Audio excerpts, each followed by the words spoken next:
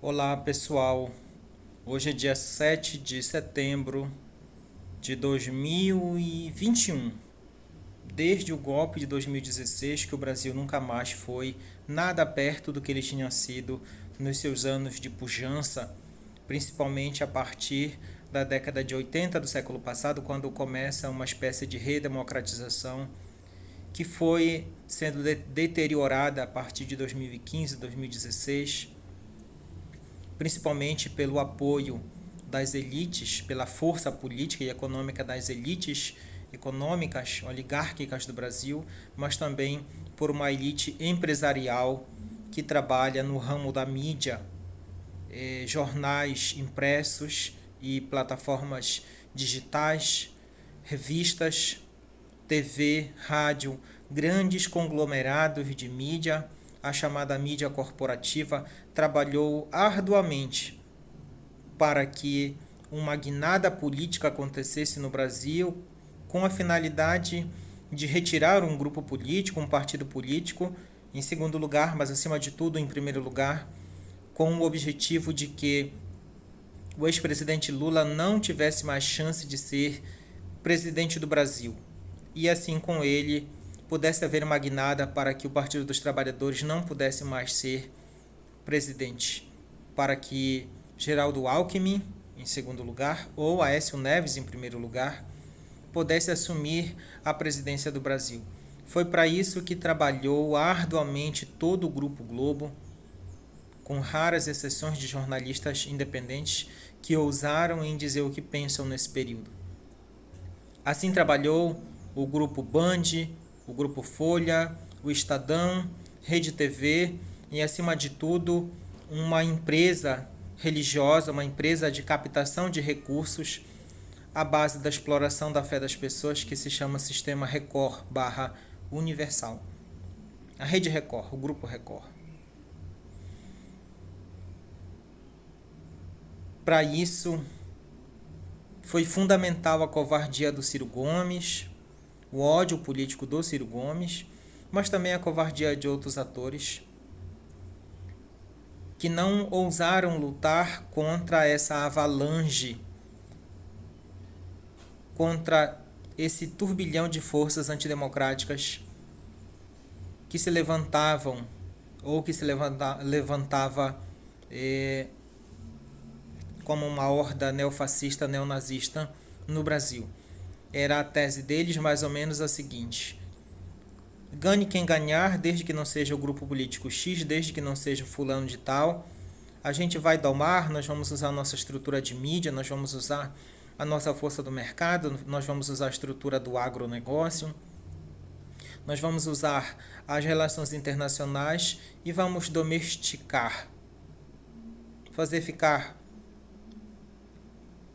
domesticável, quebrantável, aquele que depois veio se chamar ele mesmo, dizendo para si de imbrochável.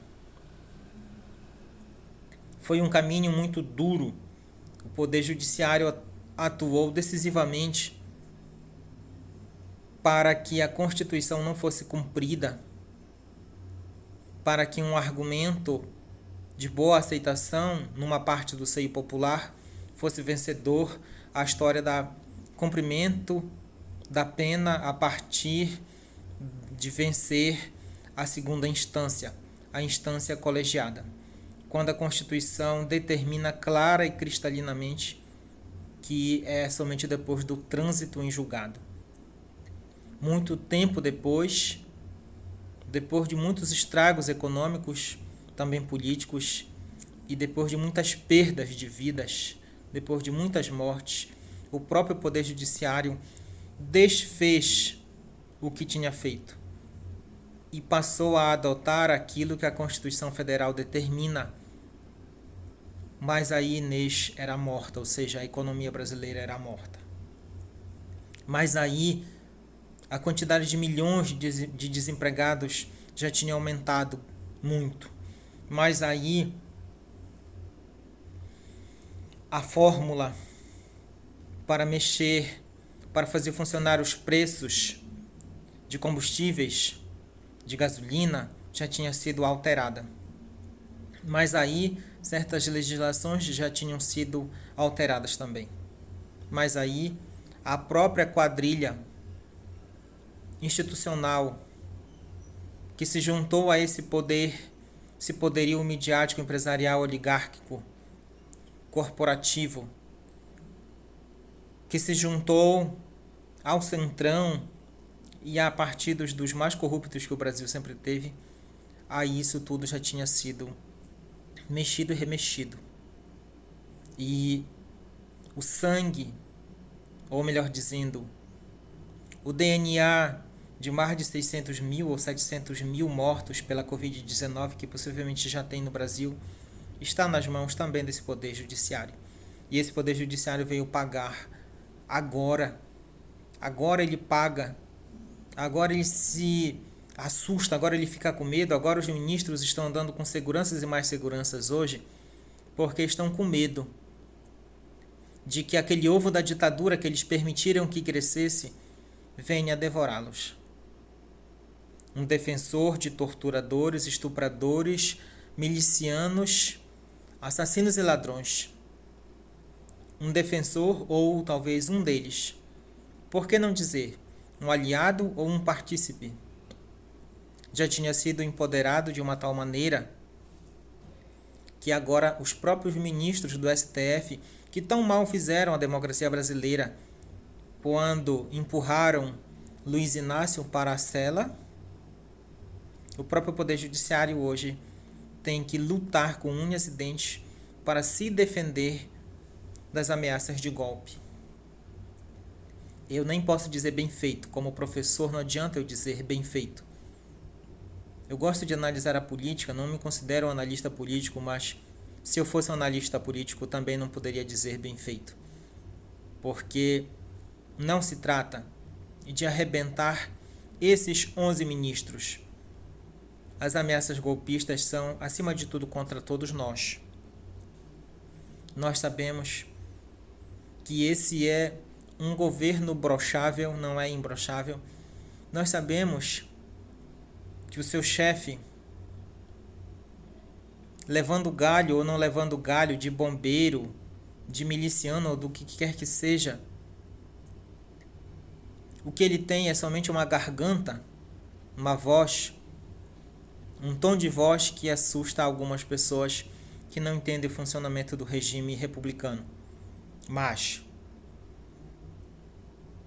mesmo quem não entende de política, quem não gosta de política, mesmo quem não quer conversar sobre política, como uma boa parte do povo brasileiro, mesmo quem não quer conversar sobre as ameaças para a democracia no Brasil e no mundo, mesmo quem não quer conversar sobre o crescimento do neofascismo, do neonazismo no Brasil, mesmo quem não quer conversar sobre uma das coisas mais podres que a gente tem nos últimos tempos, mais maléficas para nós brasileiros, que é essa ligação entre empresários do campo religioso, que comandam instituições religiosas, que roubam o dinheiro do povo pobre, do povo mais pobre do Brasil. A ligação deles com certos grupos políticos. Mesmo quem não quer conversar sobre isso sabe. Na hora em que vai comprar o gás, ele sabe que a gente tem razão. Na hora em que ele vai lá no posto de combustível, quando ele era acostumado a colocar uma boa parte do tanque com R$100 e agora ele coloca poucos litros com R$100. Quando ele vai ao supermercado com a sua família, ou vai até só ele escondido com a camisa da CBF, e ao invés de trazer um carrinho cheio com R$300, traz poucos itens. Dessa realidade ele não foge. Ele pode ser idiota do jeito que ele for, de não querer discutir sobre aquilo que faz a vida funcionar, que é a política. Que faz com que o preço do combustível seja de um jeito ou de outro, que faz com que tenha ou não tenha médico na UPA, que faz com que a escola esteja ou não esteja caindo aos pedaços, que é a política, mesmo que ele seja um idiota e queira ser idiota e não queira conversar. Mas ele não se livra da realidade de quase não conseguir pagar a conta de luz, da realidade de quase não conseguir comprar gás ou pagar o gás encanado, de quase não ter condições de colocar o produto da cesta básica no carrinho no supermercado. Também porque ele parou muitas das vezes de fazer as pequenas viagens que ele fazia pelo exterior, que ele abandonou um plano, que ele perdeu o carro, ou que ele perdeu uma casa ou um apartamento financiados. Ele pode ser idiota do jeito que ele quiser, do jeito que for. Ele pode não querer conversar, ele pode ser um idiota pleno, mas ele não tem como fugir da realidade. Ele finge que foge da realidade, mas a realidade está se agarrando aos pés dele sempre. Se esses idiotas vão aprender a votar no ano que vem, nós não sabemos. É possível que pelo menos 20% do nosso povo decida seguir num projeto de loucura. Mas não pense você, não pense eu, que o preço do gás de R$ 100, 105, hoje em 2021, se ele vai regredir, não pense que ele não tenha condições de, mesmo em 2021, chegar a R$ 120.